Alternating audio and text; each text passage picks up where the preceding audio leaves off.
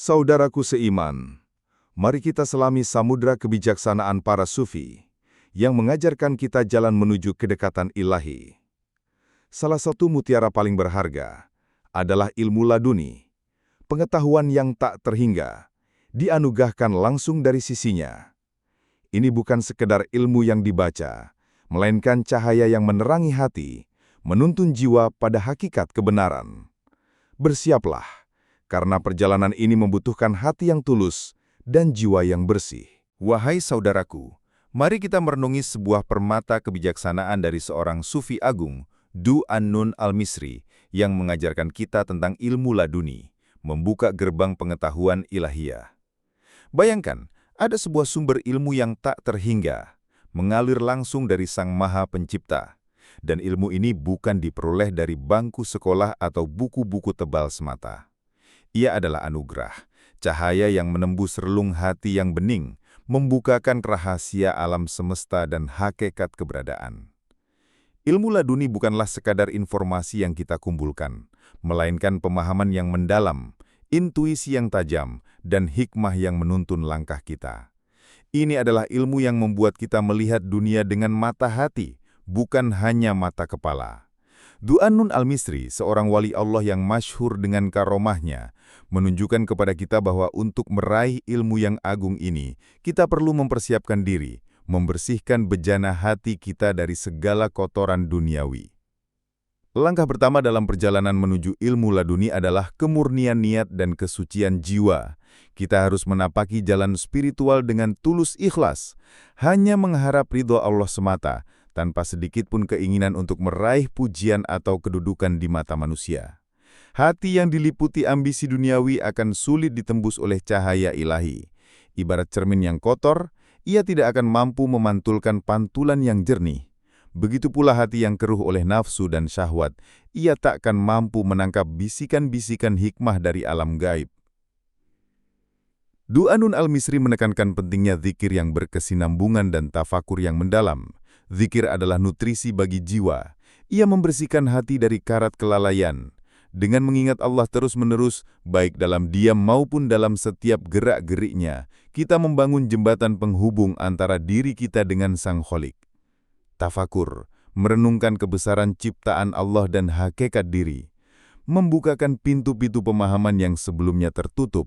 Melalui zikir dan tafakur inilah dinding-dinding ego dan keduniawian mulai runtuh, memungkinkan jiwa untuk merasakan kehadiran ilahi. Ia juga mengajarkan bahwa kesabaran dan keteguhan dalam menghadapi cobaan adalah ujian bagi keimanan kita.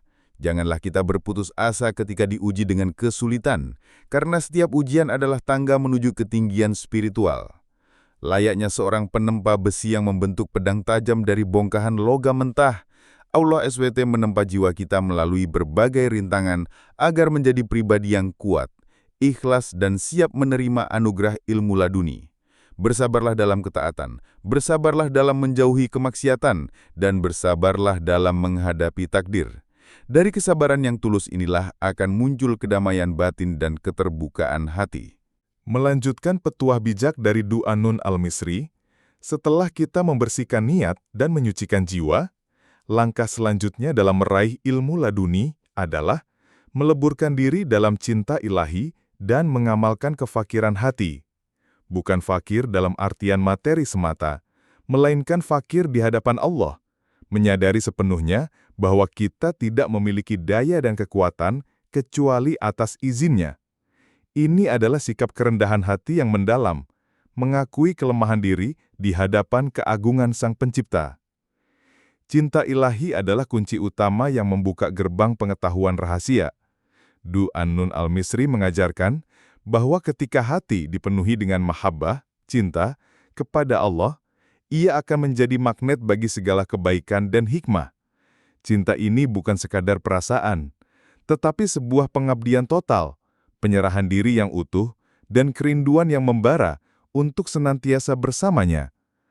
Ketika cinta ini bersemi, akal akan tercerahkan, intuisi akan menajam, dan rahasia-rahasia ilahi akan mulai terkuak satu persatu seolah-olah dibisikkan langsung ke dalam sanubari.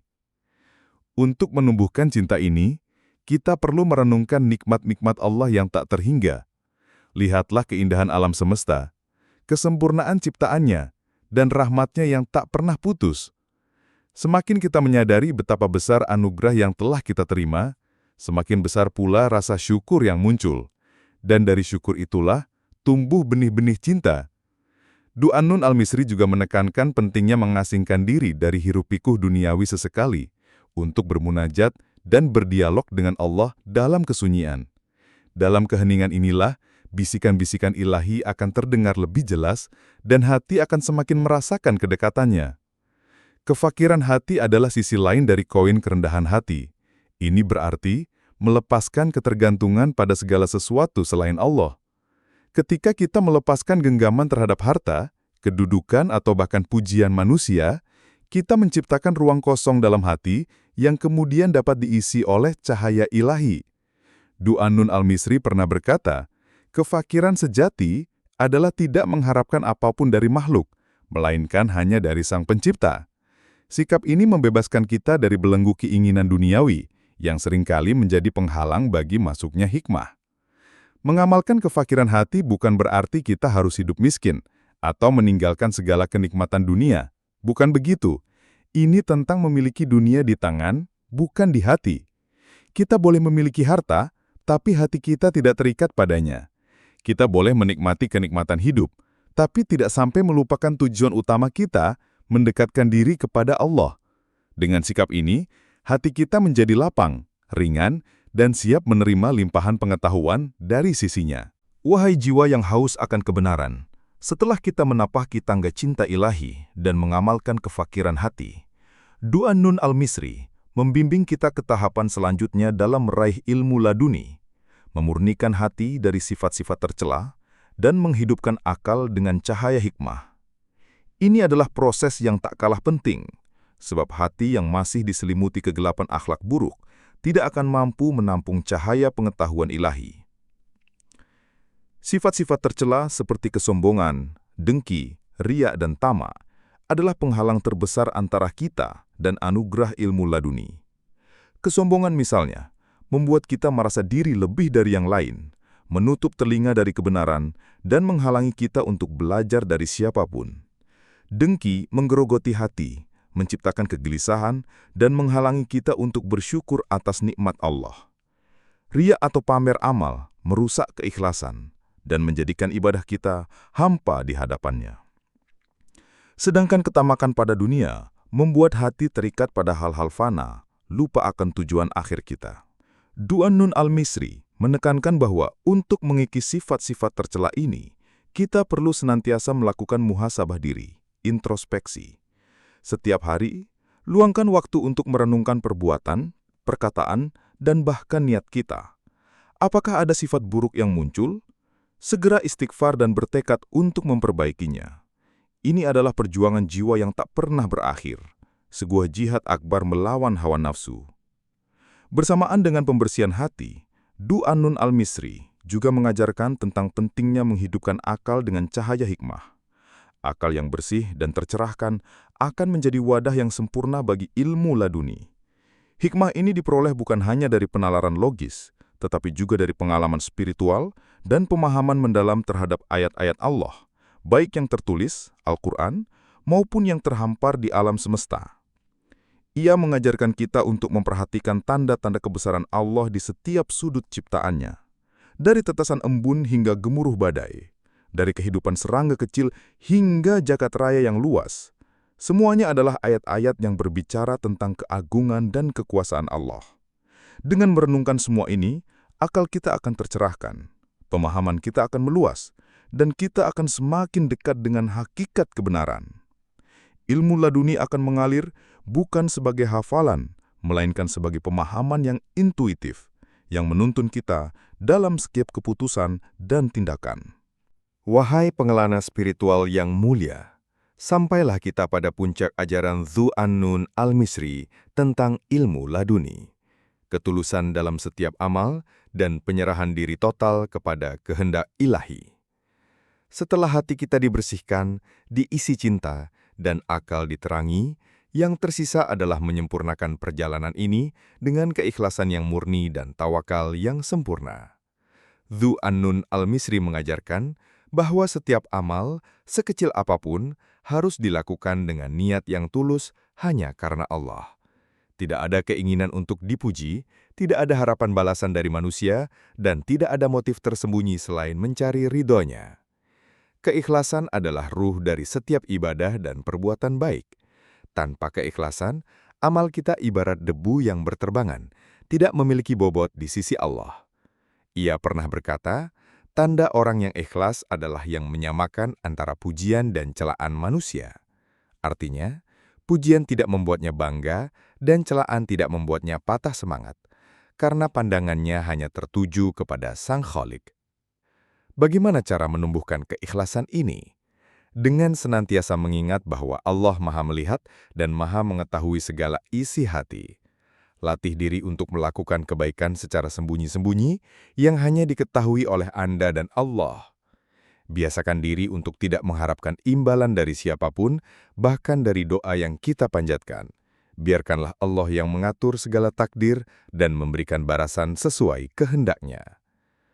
Ketulusan ini akan menjadi magnet kuat yang menarik ilmu laduni, sebab ilmu ini dianugerahkan kepada mereka yang hatinya benar-benar murni dan hanya bergantung kepada Allah semata. Puncak dari perjalanan ini adalah penyerahan diri total atau tawakal kepada kehendak ilahi. Setelah kita berusaha semaksimal mungkin, berikhtiar dengan segala daya, serahkanlah hasilnya sepenuhnya kepada Allah. Ini bukan berarti pasrah tanpa usaha, melainkan sebuah keyakinan teguh bahwa Allah adalah sebaik-baik perencana. Apapun yang terjadi, baik itu kebaikan maupun ujian, semuanya adalah bagian dari rencananya yang sempurna dan penuh hikmah.